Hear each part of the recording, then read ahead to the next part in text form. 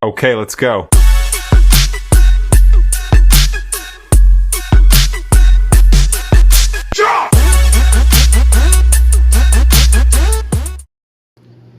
Hey guys, Ron from FunctionBuilt-Aquatics.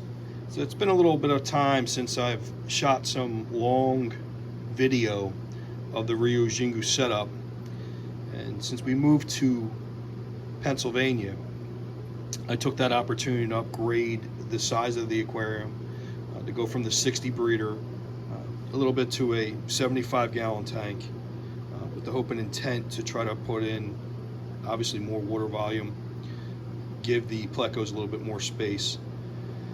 We're still running the Grow Greeny Venturi valves on this particular setup, full bore. The overall system has definitely matured over the last 6 months to where the nitrates coming out of the reactor, the effluent water, is exactly zero. The nitrate buildup inside the tank is also close to zero, like 0.2. There's a lot of, as you can imagine, a lot of fecal matter buildup when maintaining plecos. 75-gallon tank with a 6,000 gallons per hour pretty much flowing through the system.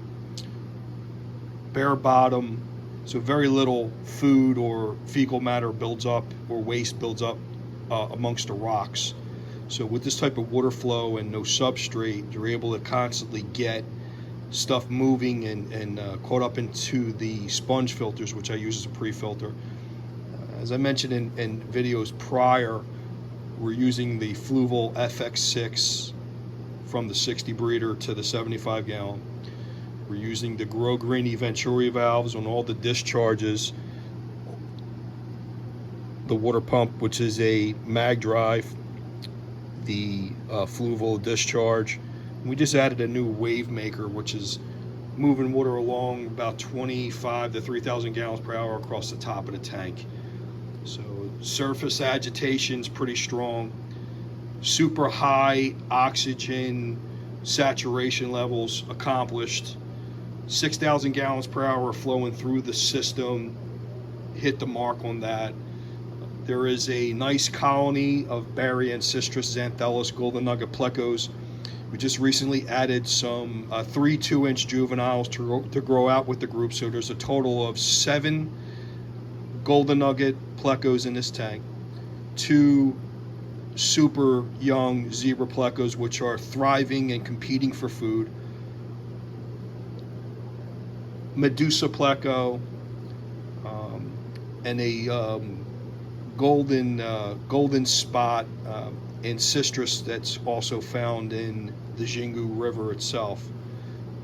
As far as tetras are concerned, I went with the lemon tetras, which were very easy to find. I would love to get the Xingu tetra, but those fish are only available certain times of the year. And with the most recent Brazil shutdown, and you weren't going to find those fish in the last year or 6 months to a year.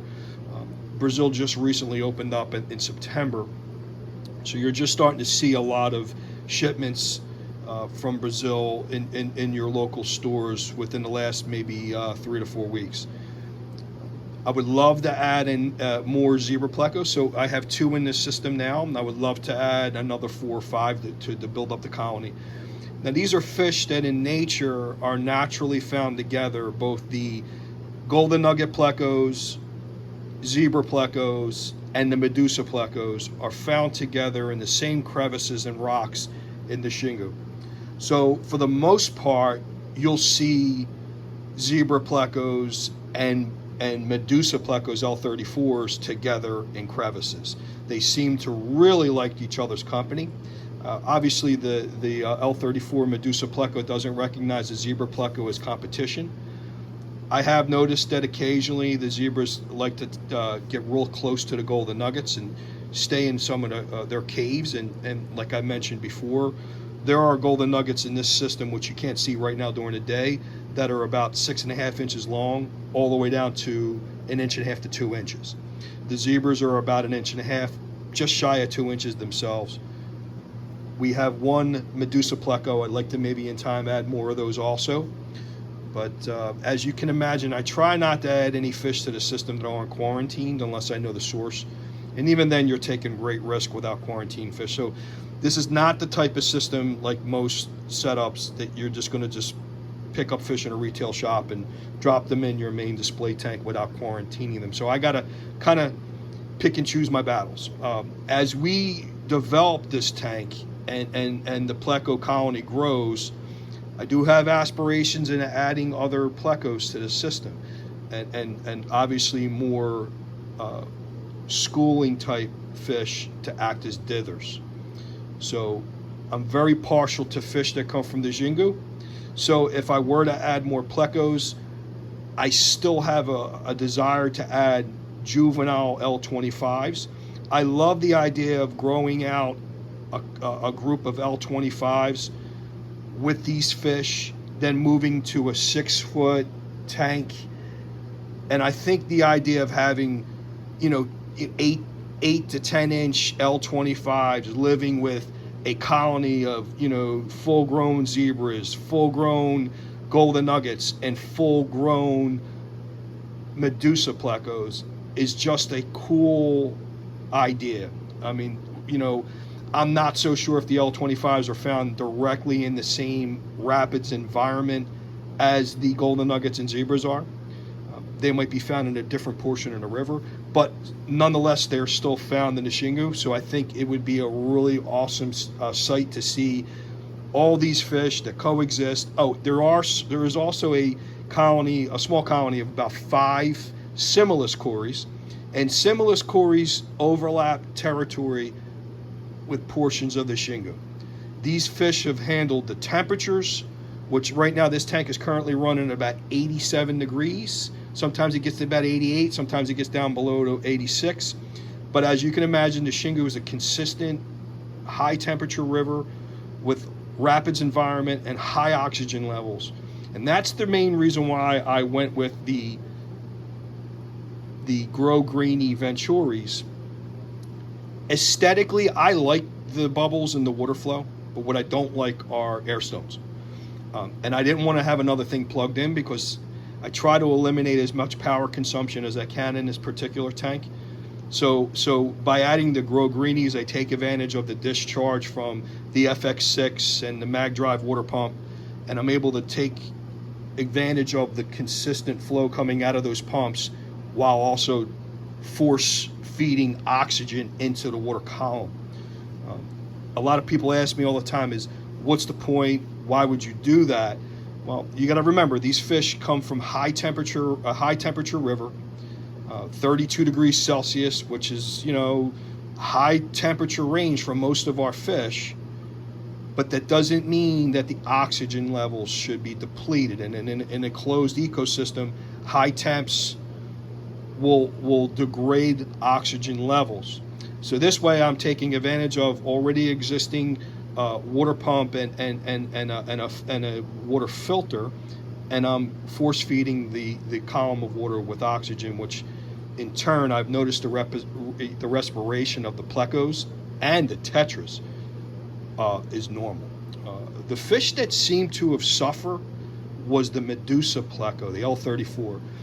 Before I added the Venturi, the Grow Greeny Venturis, I noticed that the Medusas were, when I had them, a small group, I lost a few of them, and I do chalk it up to to not having enough oxygen. When I first set this tank up about 2 years ago, the high temperatures obviously were depleting the oxygen levels. It's just part of the deal. Once I got more of the oxygen into the tank, I noticed that the Medusa pleco was the first fish to show normal respiration. Golden nuggets, believe it or not, were handling it fine. The zebra plecos weren't added to the system yet, so I didn't have that issue with them. But the Medusa pleco was basically the marker for me to tell me where the system was and whether it was time to start adding some of the rarer plecos, i.e. the L046 zebra, to the system. So talking about the zebra, I will say that they have proven to me to be a very competitive fish, a fish that competes with plecos larger. Now this tank gets fed a lot, so nobody has a hard time finding food. And if you ever see some of my some of my Xanthelis, my golden nuggets, you'll tell that their bellies are super full. You know, I have brought fish in with slightly pinched bellies, put them in quarantine, got them used to feeding on zucchini and rapashi and the different pellet food that I use. And I have found that in time, if you leave them alone, high oxygen, a lot of water flow, good quality water, they can go right in the main system, obviously, compete. And the zebras were no different. They feed alongside the golden nuggets and everybody else. They're competitive. They have grown quite a bit. So now it's time to add more of the zebras to top this system off. And then once we go from the 75 to a 6-foot tank, then I will consider adding the red cactus, L025 Pleco, or even the spiny Xingu monster, the L018 to this system. I think would be also a nice fish to add. I just love the idea of a large Pleco with medium and small Plecos. So you're covering all the different sizes of the Plecos that come from the Xingu, and they're coexisting. There's no harm. I have a lot of friends on Instagram that maintain a lot of Plecos together, different sizes, and there's no issues. The Plecos very rarely, if at all, feed on each other. They may feed on fry, they may feed on eggs, but they don't intentionally go out to feed on other Plecos. They can be a little rough on one another, but I will say I've been able to dispel a few myths of Plecos getting along, and it has to do with giving them enough spaces where they can get away from each other. B, make sure the sizes are diversified. C, give them different feeding stations in the aquarium. When I feed the tank, I give them zucchini. I give them whole zucchinis now on toothpicks, and I put them at different parts of the aquarium, so they're not all feeding in the same location. They're not all pestering each other for the prime feeding spot. The tank is topped off with an automatic feeder, which I'm adding, all my fish pellets into the system with the automatic feeder. One of my favorite foods is the Ebo Foods sponge soft grain. This is a fantastic food for L046, L034 and L018 golden nugget plecos.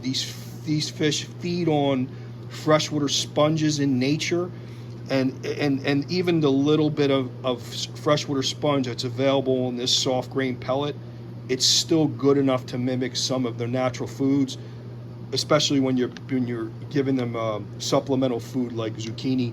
And they completely clean, full 8 to 10 inch long zucchinis, skin. One evening, all 3 pieces of zucchini are pretty much cleaned down to the roughage part, and even the smaller golden nuggets will go in there. And as you know, the L034s and the L046 plecos are carnivorous, so they don't really feed on the zucchini at all. That's predominantly for the L018s. But the L018s in here, 7 of them will go and feed on 3 full-size zucchinis and finish them off overnight. So the next morning when I go to remove them, they're pretty much clean. But this is a long video. It's kind of, I wanted to make another video discussing what stage this tank's in. If you have any questions on what I'm using as far as the sulfur nitrate reactor, I think it's pretty much the first time it's really being used in a freshwater aquarium. It's predominantly a saltwater aquarium thing and a hobby, but originally this sulfur nitrate was used in water treatment plants, which are obviously they're treating fresh water for municipal use. And so I thought it would be a very important component to me maintaining 0 nitrates in a tank with a huge bioload.